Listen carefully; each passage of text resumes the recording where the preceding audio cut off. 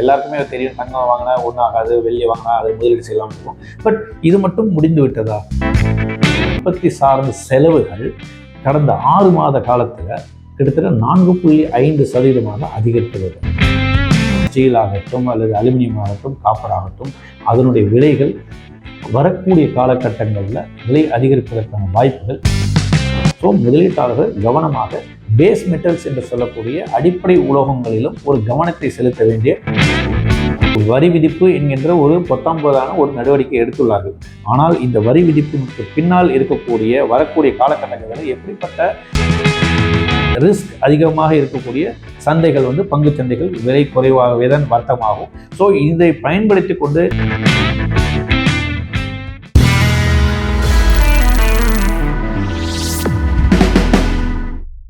வணக்கம். Mister and Mrs finance நேயர்களுக்கு வணக்கம். ஏற்கனவே நம்ம தங்கம், வெள்ளி இதனுடைய செய்திகளை எல்லாம் பார்த்தோம். எப்படி நகர இருக்கிறது, எந்த திசையில் செல்ல இருக்கிறது என்பதை பார்த்தோம். இதுக்கான அடிப்படையான காரணங்கள் அமெரிக்க அதிபராக இருக்கக்கூடிய ட்ரம்ப் எடுக்கக்கூடிய பல்வேறு நடவடிக்கைகள் காரணமாக விலை உயர்ந்த மெட்டல்ஸான தங்கம், வெள்ளியிலே நம்ம பிரதிபலிக்கிறது.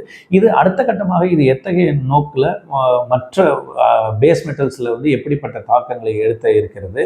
ஏன்னா ஏற்கனவே நம்ம எப்போதுமே எல்லாருக்குமே தங்கம், வெள்ளி என்பது மிகவும் பரிச்சயமான ஒரு இன்வெஸ்ட்மெண்ட் ஜோனாக நாம் பார்க்கணும். எல்லாருக்குமே தெரியும், தங்கம் வாங்கினா ஒன்றும் ஆகாது, வெள்ளி வாங்கினா அது முதலீடு செய்யலாம் இருக்கும். பட் இது மட்டும் முடிந்து விட்டதா? தங்கம், வெள்ளியில் மட்டும் நம்முடைய முதலீடுகள் இருந்தால் லாபம் தரும், மற்ற உலோகங்கள் எல்லாம் நமக்கு லாபமே தராதா அப்படிங்கிற மாதிரி ஒரு பார்வை இருக்கிறது. அதை பற்றியும் நாம் சில செய்திகளை நாம் தெரிந்து கொண்டு அதில் முதலீடு செய்தாலும் நமக்கு ஒரு சில நேரங்களில் ஒரு பாட்டம் லெவலில் இருக்கும்போது நாம் முதலீடு செய்தால் அடுத்த கட்டத்துக்கு நமக்கு ஒரு விலை உயரும் பொழுது அதிலும் நம்மளால் ஒரு ஆதாயத்தை பார்க்க முடியும் என்பதற்காக இந்த செய்திகளை உங்களோடு நான் பகிர்ந்து கொள்கிறேன். அதற்கு குறிப்பாக அமெரிக்க அதிபர் இப்போது எடுக்கக்கூடிய நடவடிக்கைகளின் காரணமாக எந்தெந்த துறைகளில் பெரிய அளவுக்கு பாதிப்புகள் ஏற்பட இருக்கின்றன. தொழில் சார்ந்த தேவைகள் என்று சொல்லக்கூடிய காப்பர் ஆகட்டும், அலுமினியம் ஆகட்டும், ஜிங்க் ஆகட்டும் அல்லது ஸ்டீல், இந்த மூன்றுமே வரக்கூடிய காலகட்டத்தில் பெரிய அளவிற்கு ஒரு ஈவி ஆட்டோமொபைலுக்கு தேவையான எலக்ட்ரிக் வெஹிக்கிள்ஸ் என்று சொல்லக்கூடிய அந்த வாகன உற்பத்தியில் ஆகட்டும் அல்லது சோலார் பேனல் ஆகட்டும், எந்த மருந்து துறை, எல்லா துறைகளிலுமே இதனுடைய பயன்பாடுகள் நிச்சயமாக ஆதிக்கத்தை செலுத்துகின்றன. ஸோ இந்த மாதிரியான தேவைகளை எப்படி பூர்த்தி செய்ய இருக்கிறாங்க? அமெரிக்காவினுடைய மேனுஃபேக்சரிங்கில் ஒரு பெரிய அளவில் ஒரு தாக்கத்தை ஏற்படுத்தும் என்று சந்தைகள் எதிர்பார்க்கின்றன. அதாவது அமெரிக்காவுடைய உற்பத்தியில் மேனுஃபேக்சரிங்கில் பார்க்கும் பொழுது அவர்களுடைய மேனுஃபேக்சரிங் காஸ்ட், அதாவது உற்பத்தி சார்ந்த செலவுகள் கடந்த 6 மாத காலத்தில் கிட்டத்தட்ட 4.5% அதிகரித்துள்ளது. அதாவது உற்பத்தி செலவு அதிகரிக்கிறது. எதனால்? இம்போர்ட் செய்யக்கூடிய மெட்டீரியலுடைய விலை அதிகரிக்கிறது, அதனால் அவருடைய உற்பத்தி செலவும் அதிகரிக்கிறது. ஸோ இந்த மாதிரி இருக்கும்பொழுது அவருடைய தேவையை இறக்குமதி செய்து அவர்கள் அதை பயன்படுத்த வேண்டிய கட்டாயத்துக்கு இருக்கின்றன அமெரிக்க நிறுவனங்கள். இதில் முக்கியமாக நாம் பார்க்க இருப்பது 2017ஆம் ஆண்டுக்கு பிறகு பார்க்கும்பொழுது, 2017க்கு முன்பாக அமெரிக்காவினுடைய தேவைகள் தங்களுடைய உள்நாட்டு உற்பத்தியிலே அவர்களால் அதை சமாளிக்கக்கூடிய ஒரு திறன் வாய்ந்த நாடாக இருந்தது. ஆனால் 2024 பிறகு பார்க்கும்போது அலுமினியம் தொடர்ச்சியாக கிட்டத்தட்ட 10% என்ற அளவுக்கு டிக்ளைன் ஆயிருக்கு. அவருடைய உற்பத்தி குறைந்துள்ளது. ஸோ இந்த உற்பத்தி குறைவை அவர்கள் ஈடுகட்ட வேண்டிய ஒரு கட்டாயத்துக்கு இருக்கிறார்கள். ஸோ இப்பொழுது அமெரிக்கா தற்பொழுது வெளிநாடுகளிலிருந்து அவர்கள் இறக்குமதி செய்யக்கூடிய நிறுவனங்கள் வரி விதிப்பை செலுத்தி அவர்கள் தங்களுடைய உற்பத்தியை தேவைகளை பூர்த்தி செய்ய வேண்டிய கட்டாயத்துக்கு தள்ளப்பட்டுள்ளது.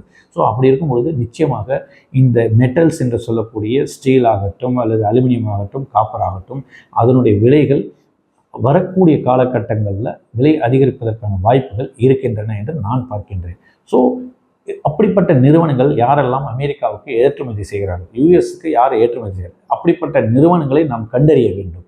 அவர்களுடைய ப்ரொமோட்டர்ஸ் யார், அவர்களுடைய நிறுவனத்தினுடைய தரச்சான்று எப்படி இருக்கிறது, கடந்த பாஸ்ட் 10 இயர்ஸ் அல்லது 15 இயர்ஸில் அந்த நிறுவனங்கள் எவ்வாறு செயல்பட்டுள்ளன, அவர்களுக்கு என்னென்ன பிரச்சனைகள் இருந்தன, அமெரிக்காவுக்கு ஏற்றுமதி செய்யக்கூடிய மற்ற நாடுகள் யார் இருக்கிறார்கள், அதையும் நாம் பார்த்து கொண்டு அதன் வழியாக இந்த மெட்டல்ஸ், காப்பராகட்டும் அல்லது அலுமினியம், ஸ்டீல் யாராக இருந்தாலும் இவர்களுடைய ஏற்றுமதி சார்ந்த நிறுவனங்களை நாம் தேர்ந்தெடுத்து அதில் முதலீடு செய்தாலும் நமக்கு ஆதாயத்தை தருவதற்கான வாய்ப்புகள் பிரகாசமாக இருக்கின்றன.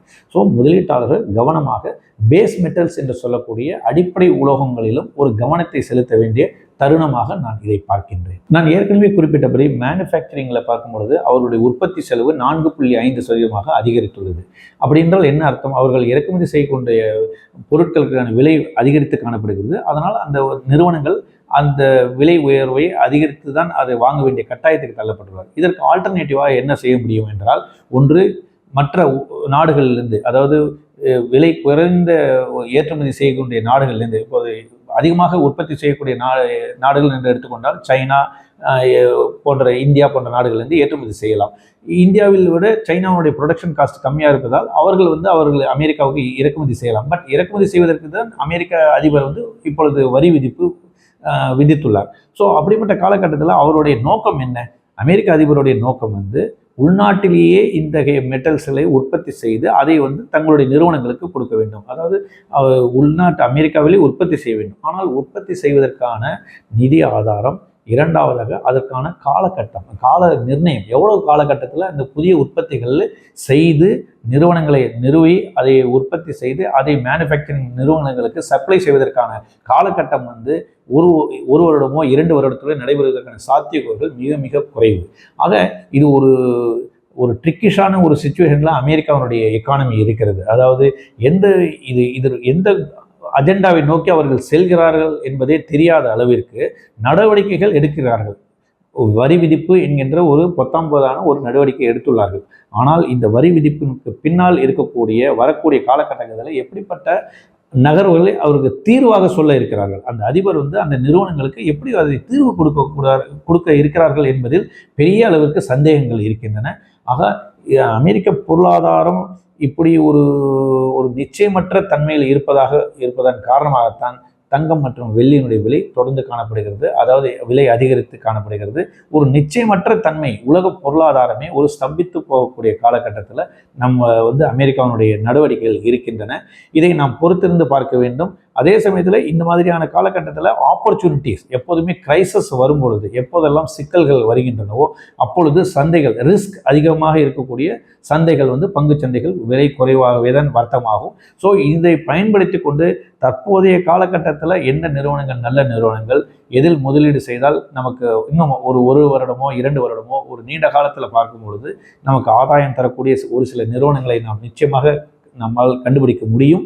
அத்தகைய நிறுவனங்கள் மீது முதலீடு செய்து நிச்சயமாக நம்மளால் பயன் பெறலாம். வணக்கம் நேயர்களே.